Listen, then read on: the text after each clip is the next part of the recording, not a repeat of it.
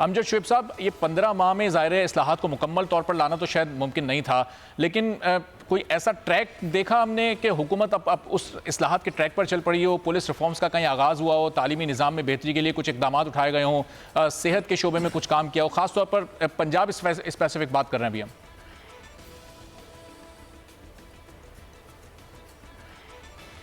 बिस्मिल्लाहिर्रहमानिर्रहीम।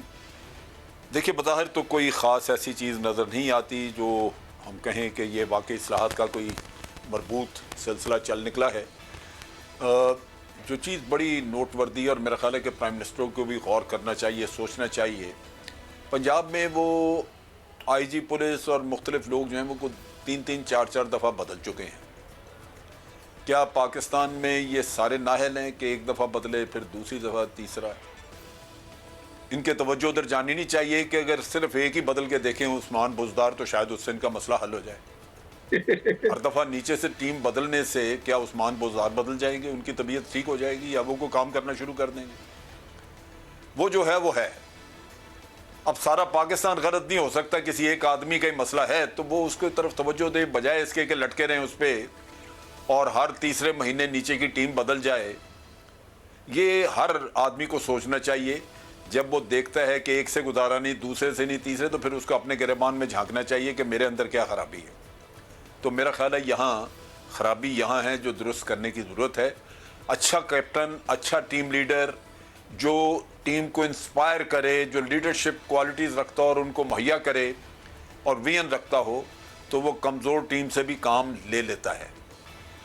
सो टीमें बदलने से गुजारा नहीं होगा, ये यहाँ का यही रहेगा मामला। इनको सोचना चाहिए। दूसरी बात यह बदलने की जानिब बार बार जब आप कहते हैं जी अमजद साहब बात जब आप बार बार लोगों को चोर चोर कहते तो वैसे चोर को ही चोर कहते हैं। वो इमरान खान किसी और को चोर नहीं कहता, चोरों को चोर कहता, लेकिन उससे भी चोर को अच्छा नहीं लगता, लिहाजा वो फ़ज़ा ख़राब होती है, आपकी सियासी फ़ज़ा ख़राब हो जाती है। चोर भी अपने आप को चोर कहलवाना नहीं चाहता, लिहाजा आप कम अज़ कम सियासी फ़ज़ा तो मुल्क की ठीक रखें।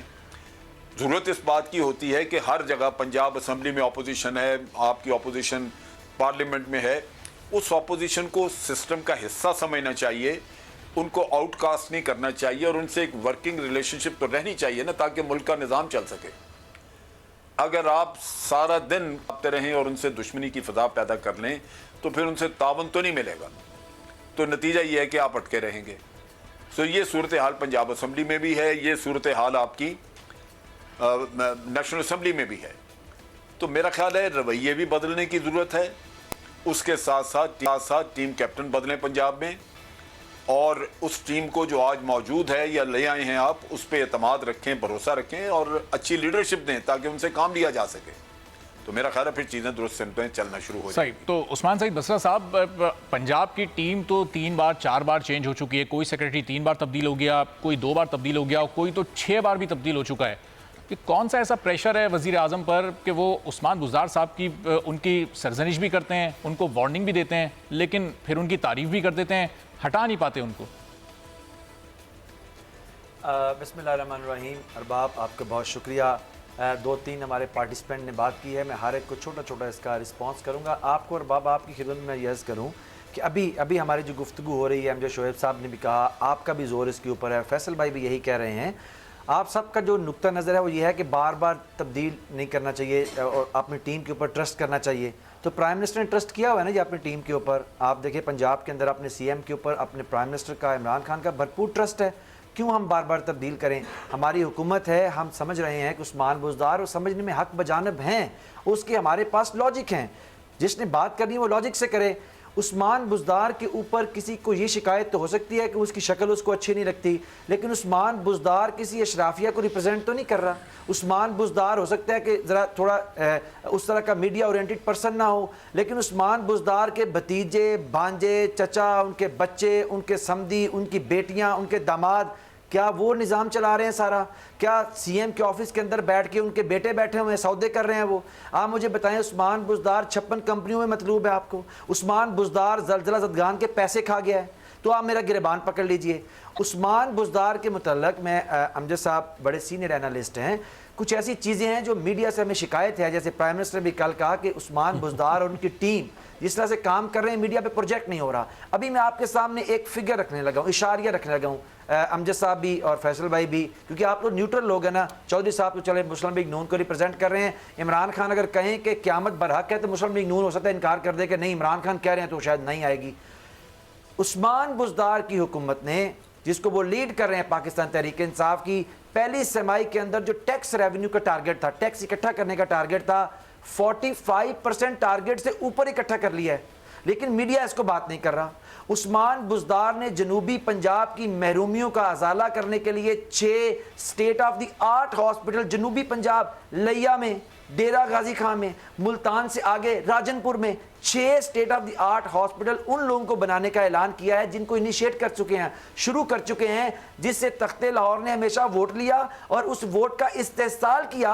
और अगर आप भी अमजद भाई भी और फैसल भाई भी आए राजनपुर चलते हैं, वो पंजाब लगता है आपको, जहां पे गधा गाड़ियों के ऊपर रख के आज भी लोगों को हॉस्पिटल में लेके आ रहे हैं। उस्मान बुज़दार की हुकूमत ने आपकी 3 स्टेट ऑफ द आर्ट जो यूनिवर्सिटीज हैं, ये भी जनूबी पंजाब के अंदर जाके इनिशिएट किया। चलिए इसको भी छोड़ दीजिए, ये तो वो प्रोजेक्ट है जो अभी तक मीडिया पे नहीं आए।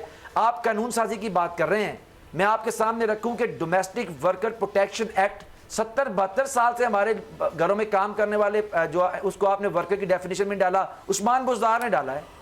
WWF वर्कर वेलफेयर फंड सुबह से 18वीं तरमीम तो हो गई, हर चीज नीचे आ गई, पावर नीचे आ गई, CM के इख्तियारात नीचे आ गए, मिनिस्टर भी नीचे आ गए, बड़ा भरपूर तवानाई आ गई। वर्कर वेलफेयर बोर्ड को आज तक मरकज से कोई सुबह नीचे लेके नहीं आया। ये उस्मान बुज़दार ने किया पंजाब के अंदर, और 80 लाख लोग जो वर्कर की डेफिनेशन में आते हैं वो इससे मुस्तफीद होंगे।